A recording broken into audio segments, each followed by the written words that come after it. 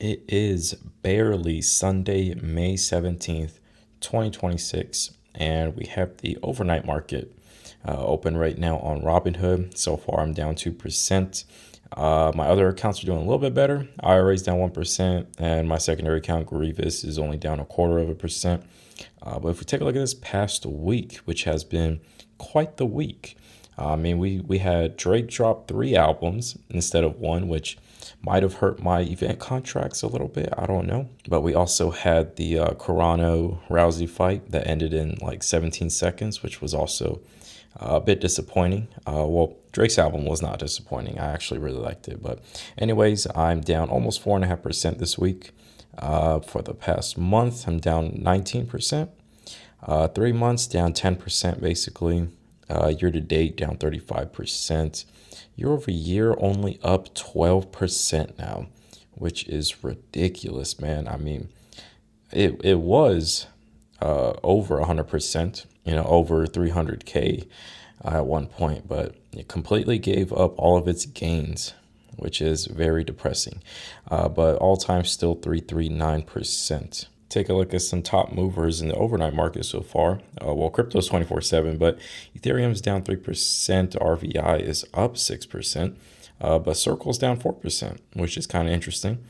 If we take a look at crypto so far, well, options and crypto. Options isn't open right now, but crypto is down. Surprisingly, ETH is down more than Solana, which is not really what you would expect. Sometimes, usually Ethereum and Solana kind of trade together, or Ethereum will at least outperform Solana just a little bit. But lately, we've been seeing Solana perform a little bit better, or at least hold up a little bit better, which is kind of surprising. Hype, of course, is up almost 7%. It was up 10% at one point, I want to say, yeah. It was up 10% at one point, and obviously that's because whenever oil is doing very good, more trading activity is occurring on hype. So, and correct me if I'm wrong, and any of you crypto gurus, but I'm pretty sure if there's more activity on hype, there's more of the hype tokens getting bought back or burned. I don't know the correct terminology. Sorry if I'm making all the crypto bros angry, but it's basically the crypto version of stock buybacks.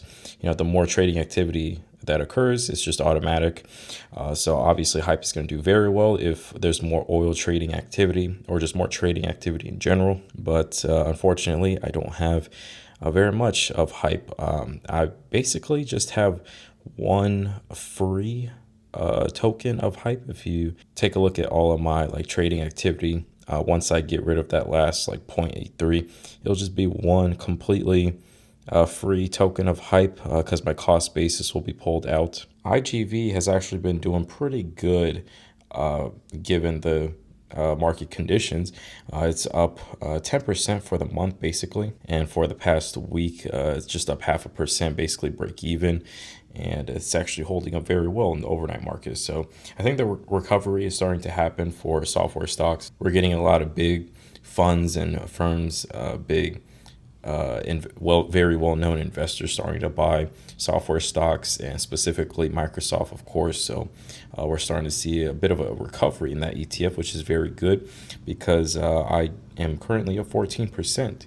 And once I am up, or at least once IGV is back to 100 or all-time highs, wherever, because IGV could definitely break all-time highs by next year. Which would push it around 120. So maybe I'll start selling covered calls within that 100, 120 range. And then, once 100 shares get called away, I basically have 10 shares that I have for free, quote unquote. And then, as usual, I'll just dump it in my secondary account. There was a post that I saw on X that said Trump has been buying a lot of stocks this past year, or at least year to date. One of those being Palantir. I think Robinhood was one of them. Robinhood and SoFi, just little positions for him. Well, to me it would be a little or a lot, but to him, $1 million is nothing. But I did see a rumor on X saying that Trump was buying Robinhood and SoFi. I don't know if that's true or not. I also saw that he was buying some Axon. So just good things to see. President that is supporting crypto and fintech, even though we're in a bear market right now. That is at least a good sign, green flag for things to come, more favorable legislation. But if we take a look at the stock prices for, a lot of these companies, I really do think that we're starting to, be in that bottoming process, that bottoming phase of whatever it is that we're in right now. It's a very weird market. The major indices are going up every single day, mostly due to like semiconductor and AI related stocks basically carrying the whole market. But if you take a look at a lot of these stocks like Robinhood, even Nike, even though Nike has been a disappointment lately, Palantir, maybe not so much, but American Express, Lemonade, SoFi, Shopify. If you take a look at a lot of these stocks, it looks like they're setting up for, I'm just gonna say, a quote unquote easy double, right? Obviously, I can't predict the future. I don't know if they're actually going to double, but Robinhood doubling from here, going to 145, 150, which is just all-time highs. It is a realistic possibility. And obviously Nike just getting back to 80 would be a double from here. And 80 is still down a lot from all-time highs because Nike has been a tremendous underperformer. So that's also realistic. Palantir, I'm not so sure about. It's 50-50. We've got a lot of support from the government and from Trump, of course. And also the company itself is doing very well. They're very healthy. But a lot of that is priced in, right? Their performance has been amazing throughout the years. But American Express, doubling to 600, it could happen, right? It's still a realistic possibility. Lemonade doubling to 100, that's also 100 is just where it was not too long ago, I want to say, early this year. So doubling back to 100 is still a possibility. SoFi doubling to 30, that's also realistic. Shopify just getting back to 200 would be a double from here. So it's starting to look like double season is upon us.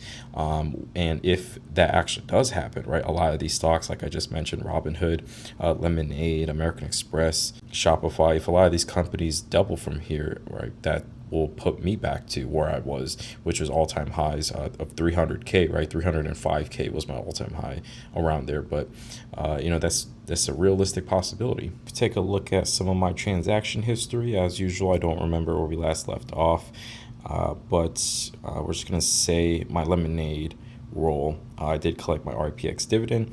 Of course, I had to pay my stupid fat Robinhood margin interest. I did play a little bit of that Corano fight, which was very unfortunate. I actually went for the high risk. It was a low probability, but it was high reward payout.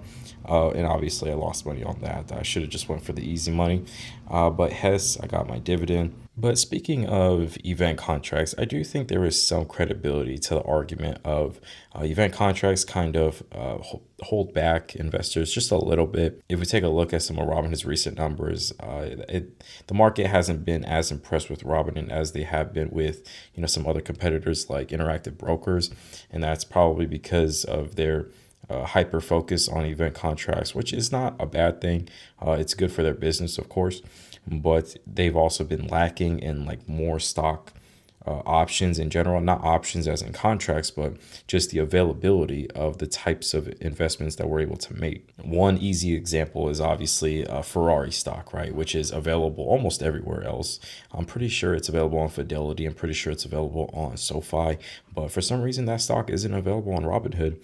And as for like other international companies, it's very hard to invest in foreign companies on Robinhood, and it's a little bit easier on like Fidelity, like I just mentioned, or even SoFi. Surprisingly, SoFi is actually ahead of Robinhood in this category.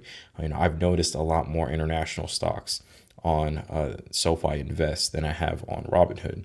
And even though I think closed-end funds being available again on Robinhood was a move in the right direction, I would still like to see that expand more into international stocks. And of course, with their future funds like Robinhood, RVII, and any other funds and ETFs that Robinhood wants to release, I want them to kind of play around a bit with different themes. Differentiate themselves from other ETFs and ETF providers, of course, because if I had to guess, I would say that 95% of Robinhood users completely missed the rally in international markets, specifically in Japan and South Korea. And as for comments on my previous videos, I didn't get too many on my previous one, but we have Ryan Chu again saying, why keep buying or holding SoFi and not rotate into memory stocks? Memory stocks is booming every day, 5 to 10% plus whenever it's not a pullback.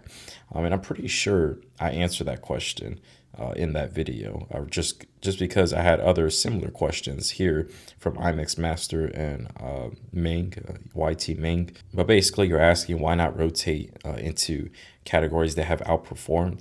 And that's basically because at any given point, it could flip right back around, right? The best time to buy memory stocks and semiconductors was during that bottoming phase, when Nvidia was crashing, right? When nobody was talking about Seagate and SanDisk, that was the time to rotate into these categories. But now that they've all basically 10x plus, I don't really think now is the time to rotate into it. That would be like when Robinhood 10x, telling me to buy even more Robinhood instead of hedging a little bit, right? Well, I think Robinhood more than 10x because it was $7 a share and then it went all the way to like 150. So that's more than a 10x, but you get my point. I'm not going to buy Robinhood at 150, which was the top, right? The same way I'm not going to buy the top for SanDisk or Seagate. I'm going to buy the stocks that are not talked about, that are forgotten about, like SoFi, FinTech, right? The software stocks that I mentioned that are already starting to recover, crypto. And then once all that love comes back into crypto, fintech, software, and everybody starts saying stuff like, oh, why did I not think of this? Why did I not buy the dip? Crypto was so cheap, or fintech was so cheap, software was so cheap. Why didn't I rotate into it?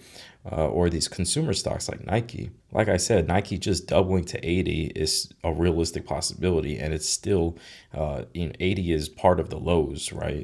It's been hovering around 80 and below for as long as I can remember, right? But when all these stocks start coming back, and then all the stocks that are getting hyped up right now, like memory stocks, start getting sold off, maybe then I'll start rotating back into some of these memory stocks, but I'm not so sure. Because right now, there's a lot going on with fintech. Nubank and Melly recently reported, and they also crashed, very similar to Robinhood and SoFi when they crashed on earnings. So there's absolutely zero love for fintech right now. Even the winners in fintech are getting sold off. And Nubank is almost back down to my cost basis after it doubled from where I bought it. So if I buy more Nubank right now, I'm not really, increasing my cost basis that much, really. So it's been quite the period for fintech. And like I said, once fintech starts coming back, and everybody starts panicking, starts FOMOing back into fintech, saying, why did I sell these stocks? Why didn't I see this coming? Fintech was such an easy buy. They have such high margins and, low overhead. They have such high growth. And, why didn't I think of these markets like Latin America and Nubank and Melly and Shopify? When people start saying stuff like that again, or even Microsoft, then I'll start, maybe selling a little bit or selling covered calls. And then start rotating into whatever is sold off in the future. But that is basically my answer to your question. And then, of course, we have the AMD bull himself, the AMD millionaire, attacks the poor, saying, love you. Let's see this account over 300K again. And for sure we will. Like I said, a double in a lot of my stocks are very realistic. And it's not even like pie in the sky, unrealistic possibility. It's just getting back to all-time highs for some of these stocks like Robinhood, SoFi, right? Shopify just doubling is just all-time highs. And even Nike doubling is not even close to all-time highs. It's still close to the lows if Nike doubles. So I know you're saying to buy Nvidia now, but I like to focus on the fintechs and whatever is being down right now, because I honestly don't have enough of it. Shopify and Melly are still very small positions, but who knows? Maybe I'll dabble in a little bit of Nvidia just because you said so.